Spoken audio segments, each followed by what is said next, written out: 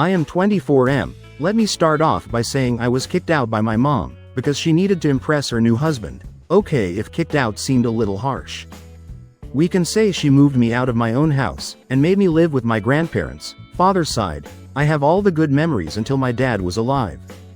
Unfortunately, we lost him when I was 7. As a kid I felt devastated. I was very close to my dad, and sending him off inside a coffin broke my heart.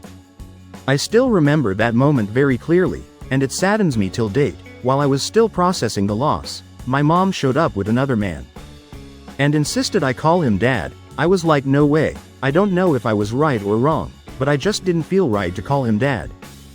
Just within a few months of my own father's demise, after that first meeting I often found him in my mom's bedroom, and it was difficult to see how quickly my mom had moved on. She didn't even wait for a year before bringing my dad's replacement to the house. I was not ready to accept him as my dad's replacement. I had recently turned 8, when they planned their beautiful wedding. They had put up a pretty huge wedding for second-timers. Anyways, none of my business. She left me with my grandparents, as she went on her honeymoon. A month passed by, but she didn't turn up. I kept asking my grandparents, when would mom come to pick me up, but they didn't have any answer. Then suddenly she showed up one day. I was so excited to see her. After so long I rushed to hug her, but she had brought all my belongings to dump me at my grandparents'. I was heartbroken to say the least. I lived with my grandparents until my high school. I was happy with them. My mom used to show up sometimes, only to tell me how much she loved me and cared for me. Sometimes I used to question her, that if she loved me so much, why had she dumped me at my grandparents'? She had no answer. She would try to cover it up by saying, oh, your grandparents are turning old. They need a helping hand to run their groceries and dump out their trash. It was much later that she admitted the actual reason. She had given my room to her stepchildren. Bill, mom's husband, had 2 children who moved into our house. After their wedding, my mom prioritized her new family over me. It was natural for me to get resentful of her, so eventually I stopped bothering her. After high school I moved out from my grandparents, but I still visit them often. They were kind of savior for me. They have raised me. If not for them, my childhood would have been ruined. Now I'm 24. After working for a year in marketing, I thought of starting my own venture. I needed capital for that, so I thought of leasing my house. Oh, if I didn't mention this before, there's a bummer on the way for my mom and her loving family. Actually, the house in which they're living belongs to me. Yeah, that's right. My dad made a will on his deathbed, and he very meticulously gave me every penny he had, including the house. I was a kid when his lawyer read his will after his funeral, but with the look on my mother's face, I can surely say that she was not liking it at all. Later I got to know that she tried several times to overturn the will, but she lost it every time. My dad had made the will very precisely that the house would be mine, but I can sell it only after I turn 21. Until then, no one touches the property. My grandparents think that dad would have probably foreseen mom's plan, and that's why he made a rigid will, else she might have manipulated me in my childhood to give away the house to her. Last month I called mom to inform her about my plan of leasing out the house, but she didn't answer my calls. This week when I went to meet my grandparents, I told them I was planning to make some extra bucks from the house. They gave a weird reaction. I asked them what's the matter. They said I might have to face a lot of resistance to vacate the house from mom, because her stepdaughter is pregnant with a teenage boy who has run away from his responsibilities. Also, Bill has lost his full-time job and is working at a store in the evening, so basically they're in bad shape financially now. I really don't know what to do. I mean, I also need that house now. I have quit my job, and I need capital to start my business. Update 1.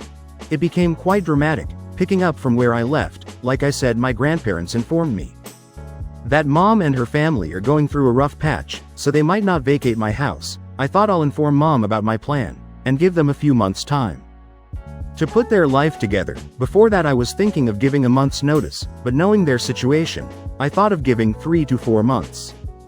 Since mom was not answering my call, I went to meet her at home. The house was nothing as before, and neither was my mom. Both had a cold vibe. Maybe she had sensed the motive behind my visit. On seeing me at the door, she gave out a fake smile and half-hearted hug. Mind you, we were meeting after almost a decade. Yeah, she stopped visiting me after I entered my teenage years. Yeah, I had turned bitter towards her. Why would I not, even though we met after so many years? She didn't bother to ask me how I had been. She was not interested in knowing anything about me. It was like, oh, you're here, must have been something important.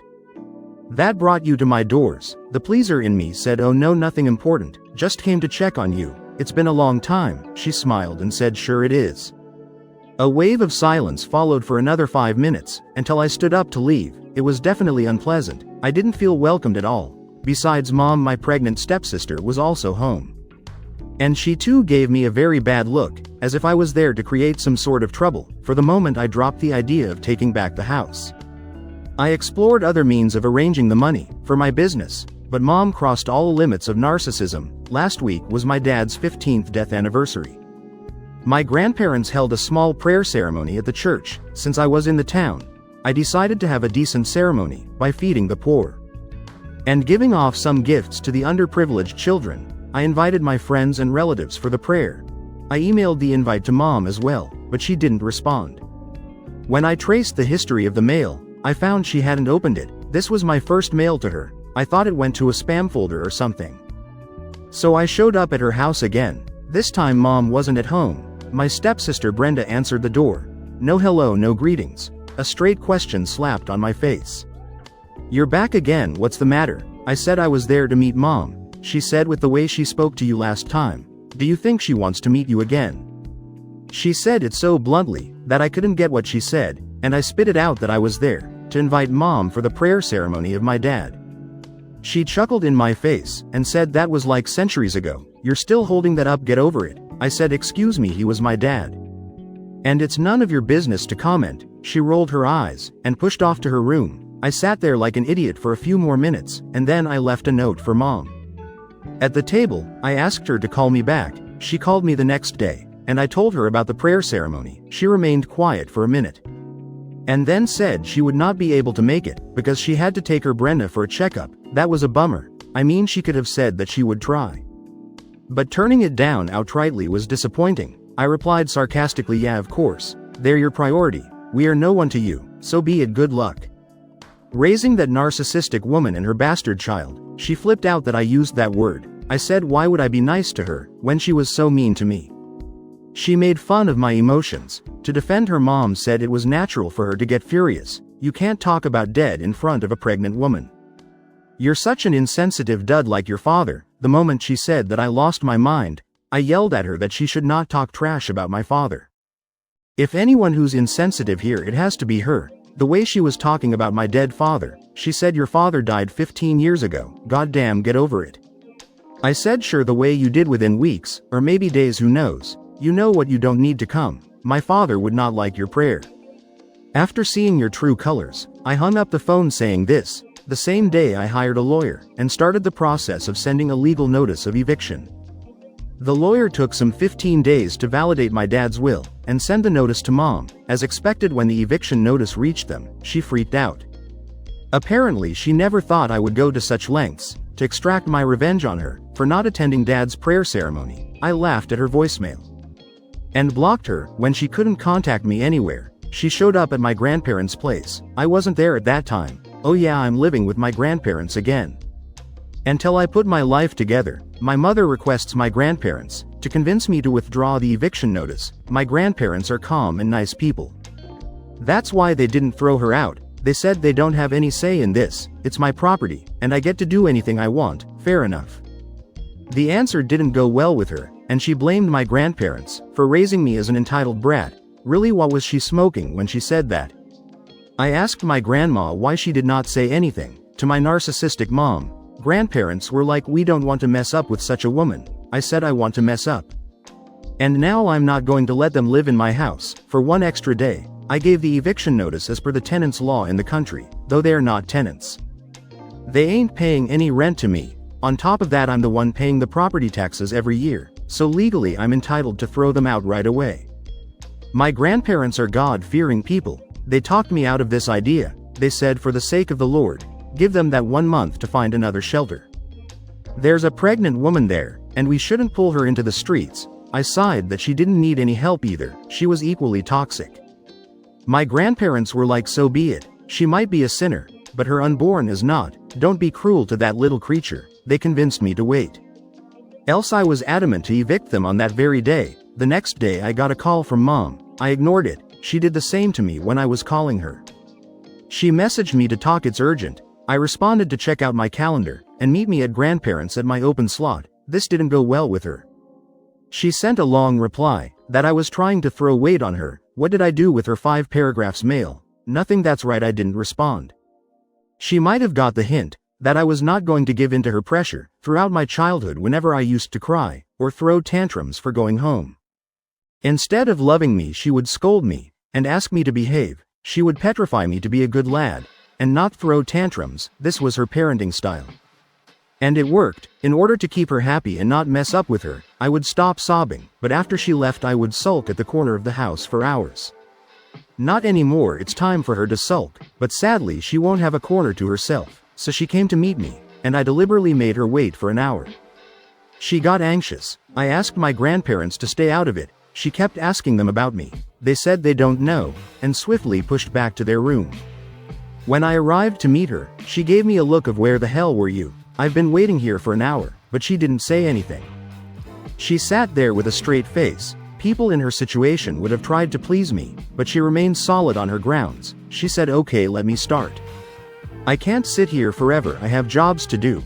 I murmured under my breath, oh sure you do, finding a house is a difficult job. She gave me an annoyed look and said, what is this notice about? I replied, it is written in English. I'm sure you can read that, or do you want me to do that for you? She was absolutely pissed off. She threw the notice at my face and said she was not going to vacate the house on the basis of some stupid notice. After she was done yelling, I said, then let's wait and witness the repercussions of not following the court order. She was like, I gave birth to you. Don't you try to outsmart me. That house is of my husband, and no one can throw me out from there. I said, surely a legal heir can. I was responding to her calmly, in order to piss her off, and she did get pissed off, but the moment she referred to my dad as her husband, I lost my mind. Really, you have the audacity to call him your husband, when you skipped his prayer saying he was history? You don't deserve his house, you are just squatters. And I'm going to free that house from all leeches. She stood up and said she was being nice to me, and now I'll have to deal with her lawyer. I laughed and said, sure, by all means. We still have 20 days to go. Let's see what next she pulls up from her sleeves. Update 2. I got the house after a lot of tussle. Like I mentioned in my earlier post, I gave 30 days notice to mom and her family to evict the house. She came to me and tried to gaslight the entire thing. I shut her down and she leaves. The next series of events was nothing but pure narcissism by them. Could you believe that her stepdaughter Brenda came charging at me? And on top of that, threatened to press a harassment case on me. She was playing her pregnancy victim card, like I can do anything I want because I'm carrying a child inside me. I said, woman, pregnancy is not a ticket to get away with your nuisance. She tried to mess up with my grandparents, until we showed her the camera installed across the house. I said, one more time you set your foot here, I'm going to get you arrested. Then comes my mother to defend her golden stepdaughter. She accused me of abusing and mentally torturing her pregnant Brenda. She said she is going to sue me for this. I said, sure, let the judge decide, basis the camera footage. When she no longer could win through force, she mellowed down. She started sobbing, and said, what did she do wrong in raising me, that I became a self-centered individual?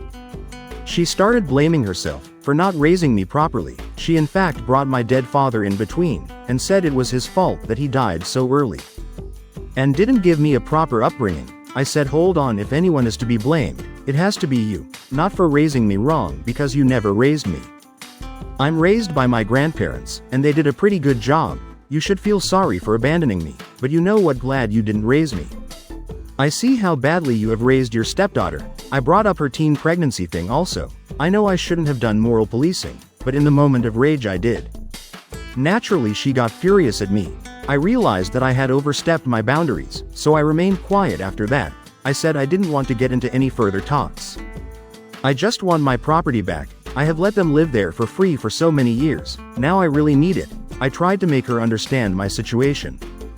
That I had quit my job, and needed money to start my business, so I would be leasing the house. She flipped out that I was throwing them out, only to let other strangers live there. I said the other strangers are going to pay me rent. If you agree to pay, you can live there. She again freaked out that I was bringing money into the family matters. I said there ain't any family here. You threw me away like a pile of garbage, and hardly checked on me. My birthdays, Christmas, Thanksgiving, you barely showed up. And even when you did, you made me feel that you were doing me a favor. What kind of mother does that? A mother like you, right? She tried all means to manipulate me. Gaslighting, guilt tripping, and her usual anger. When she understood that I got no chills, she left. You guys are thinking that they vacated the house after that. A big no, they didn't.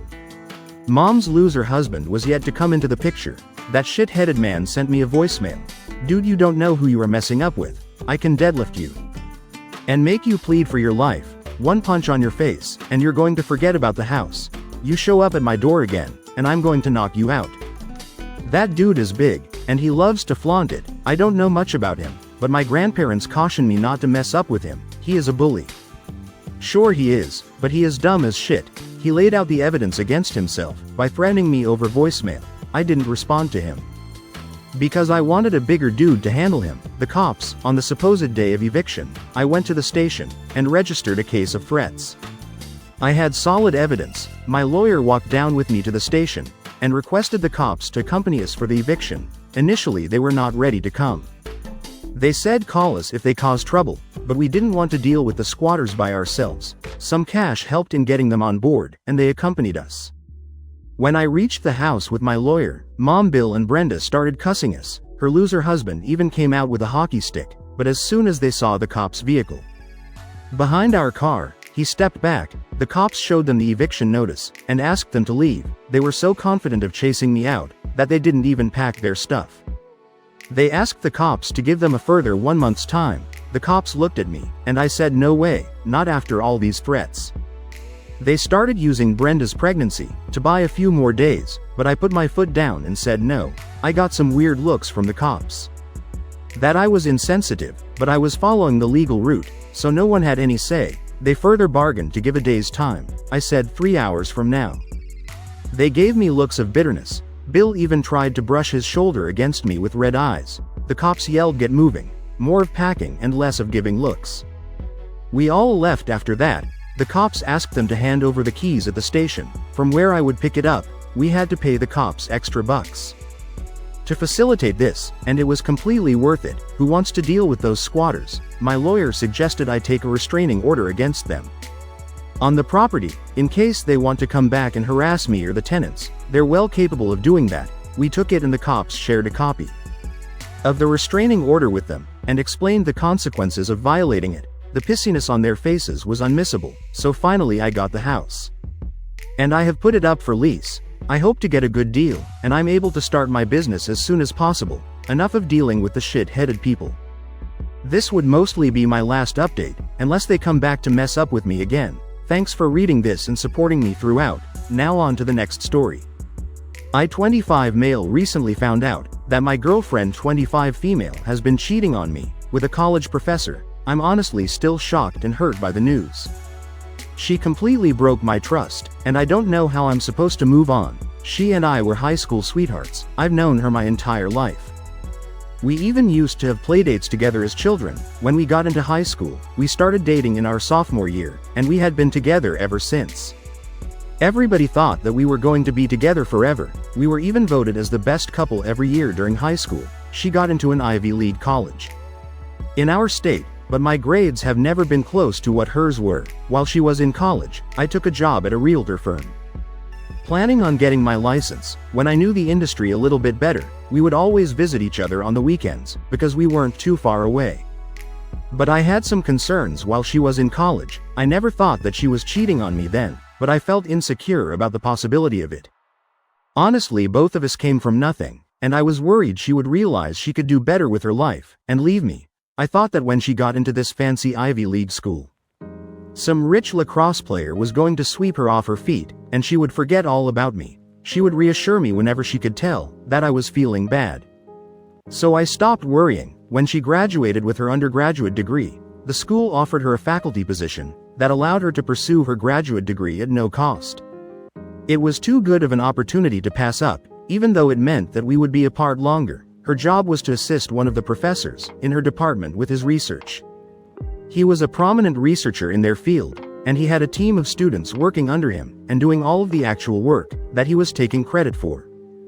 Because of her new job, We couldn't even see each other on the weekends. Every now and then I would come up and surprise her, but she was always so stressed and tired from her work that we never had any fun. However, when I did get the chance to talk to her, all she would talk about was her professor. She idolized him like he was the lead singer of some rock band. At first I thought it was just professional admiration, but when I saw a picture of both of them in one of the school's newsletters, I started to raise my eyebrows. It was a harmless article highlighting the research that the chemistry department had been doing. Inside the article there were different pictures of the students doing the research, as well as some candid shots of everybody while they were working. I happened to notice that in one of the pictures, his hand was resting on my girlfriend's lower back. For some people that's a harmless gesture, but seeing her much older male professor doing that to her brought up a lot of red flags for me.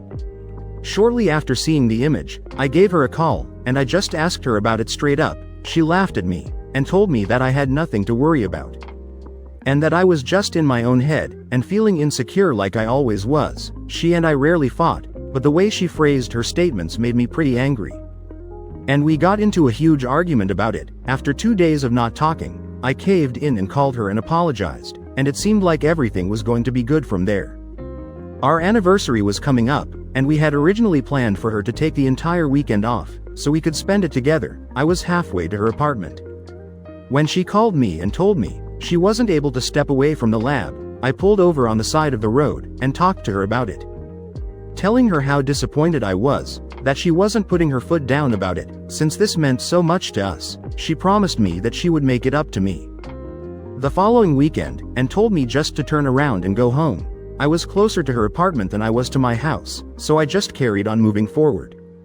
I figured that if she was stressed out and tired, I could at least order some takeout for her and spend a few hours with her before leaving. When I got to her apartment, I unlocked the door with the spare key that I had, and right away I realized that she was home. She had told me on the phone that she would be at the lab for most of the night, so that was a surprise. I could smell food, and I could hear giggling coming from her bedroom. I walked further in and saw that there had been a meal recently cooked. 2 plates were on the table, and a half-empty bottle of wine accompanied them. My heart completely sank into my stomach. Just as I had suspected, there was definitely something going on. I didn't know who it was, but she clearly had somebody here for a romantic night, and they were in bed with her. I cautiously approached her door and opened it to find her in bed with her professor on top of her. They didn't notice me right away, but when I spoke up and asked what was going on, he jumped off of her, and she quickly ran up to me and tried to calm me down. It was almost comical how hard the professor was trying to hide his face from me. Clearly, he didn't want me to tell anyone about what I saw. I stormed out of her apartment, dropping my spare key on the ground before I left. I never wanted to go back there again. It was a lot for me to process. For the first few days after it happened, I was practically dead to the world. I had planned on marrying my girlfriend, and before I even had a chance to propose, she threw 8 years of a relationship away. We could have had a love story to tell our grandchildren about, but she ruined it. After I got myself together, I realized that I needed to move on by getting a little revenge of my own. Obviously, the professor did not want me to see who he was, because he was afraid of losing his job. I knew that once the headlines were out about a notable professor taking advantage of his college students, that he would never find another job in the industry again. I called the HR department of the university and told them about what I saw. They told me they would be launching an investigation. I knew it would be my word against his, and I unfortunately didn't get any evidence. A week passed and nothing happened. I assumed they were sweeping it under the rug. So I called a local newspaper, and they were very interested in the scandal. It didn't take long for me to finally see the news that he had been fired. I hadn't spoken to my ex since the night I found her in bed with her professor, but her parents were furious with me about outing the relationship. Apparently, since the professor she was hired to work for no longer worked at the university, she didn't have a job. That meant that they would either have to shell out tens of thousands of dollars for her graduate degree, or she would no longer be enrolled. She ended up having to drop out because they couldn't afford to take out any more loans for her.